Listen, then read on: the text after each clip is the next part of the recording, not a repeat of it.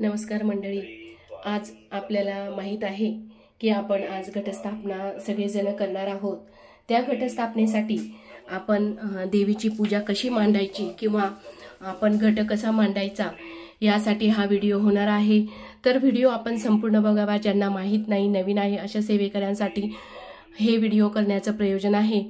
तर अतिशय पवित्र पावन असा काळ सुरू झालेला आहे।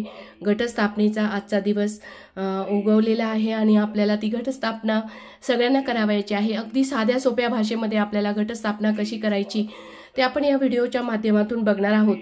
तर बघा, आपण जर स्वामी सेवेकरी असाल तर आपल्याला घटस्थापना अगदी त्याच पद्धतीने केंद्राच्या पद्धतीने कशी करायची हे मी तुम्हाला सांगणार आहे। तर अतिशय अचूक अशी घटस्थापना आपण करणार आहोत। पण ज्याचे कुलाचार असतात कुलाचाराप्रमाणे आपण घटस्थापना करायची असते। जसं आपल्या पूर्वीपासून आपण करत आलो असेल तशीच घटस्थापना आपल्याला करायची आहे। त्यामध्ये बदल न करता आपल्याला त्या गोष्टी करायच्या आहे।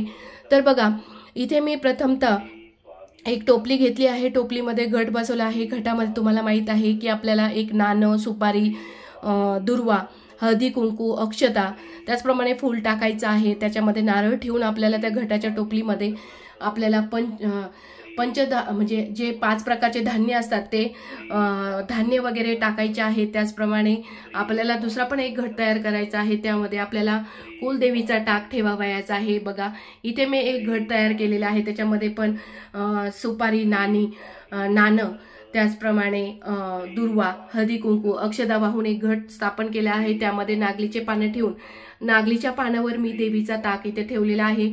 इथे अखंड दीप तिथे समोर चालू आहे। अखंड आपल्याला दीप चालू ठेवायचा आहे। अखंड दिवा इथे चालू आहे। अशा प्रकारे अखंड दिवा आपल्याला 9-10 दिवस तेव्हा ठेवायचा आहे। त्यामध्ये तो विझू नये म्हणून आपण कापुराचं एखादी बडी आपल्याला दररोज त्याच्यामध्ये टाकायची आहे। त्यामुळे आपल्या त्या वातीला काजळी न येता दिवा हा अखंड चालणार आहे। अशा प्रकारे आपण घटाची मांडणी करून आपल्याला प्रथमतः पूजा करताना गणेशाची पूजा करायची आहे। अगोदर आपल्याला संकल्प सोडायचा आहे। त्यामध्ये आपल्याला आचमन करायचं आहे। 3दा पाणी घेऊन आपल्याला नारायणा नमः असा मंत्र म्हणून ते पाणी प्यायचं आहे।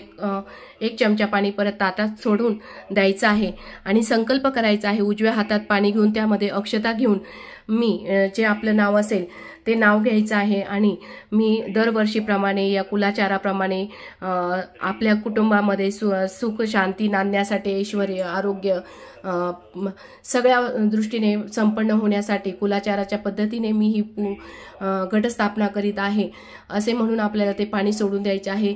आणि आपल्याला जर दुर्गा सप्तशतीच्या पाठाचा संकल्प करायचा आहे तर ते देखील आपल्याला त्यामध्ये म्हणायचं आहे। असा संकल्प करून मग आपल्याला गणपती अथवा शीर्ष घ्यायचं आहे। गणपतीचं स्वरूप म्हणून एक सुपारी इथे मी मांडली आहे। त्या सुपारीला आपल्याला पंचोपचार पूजा करायची आहे।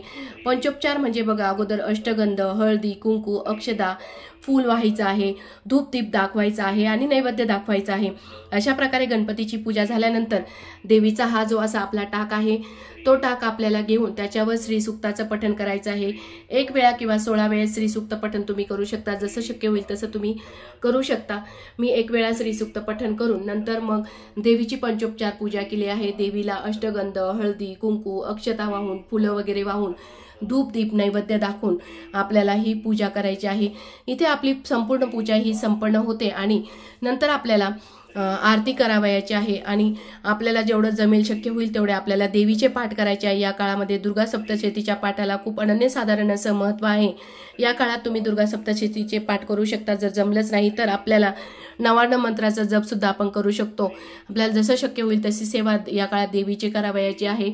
दररोज आपल्याला या पहिल्या दिवशी आपल्याला ही नागलीच्या पानाची 9 पानांची आपल्याला माळ बांधायची आहे। जसं शक्य होईल आपल्याला तसं दररोज आपल्याला प्रत्येक फुलाची पानांची जी शक्य होईल ती माळ आपल्याला 9 दिवस आपल्याला घटाला घालावायची आहे।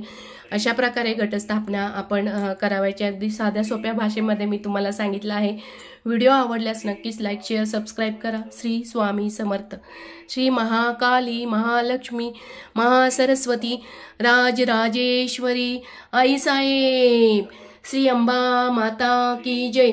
श्री अंबा माता की जय। भारत माता की जय।